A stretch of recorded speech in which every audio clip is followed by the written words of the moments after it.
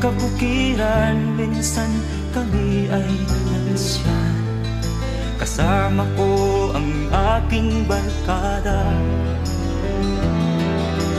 Sa isang kubo doon kami ay tumira, at kami ay masaya, masaya. Pagkagising mo sa umaga,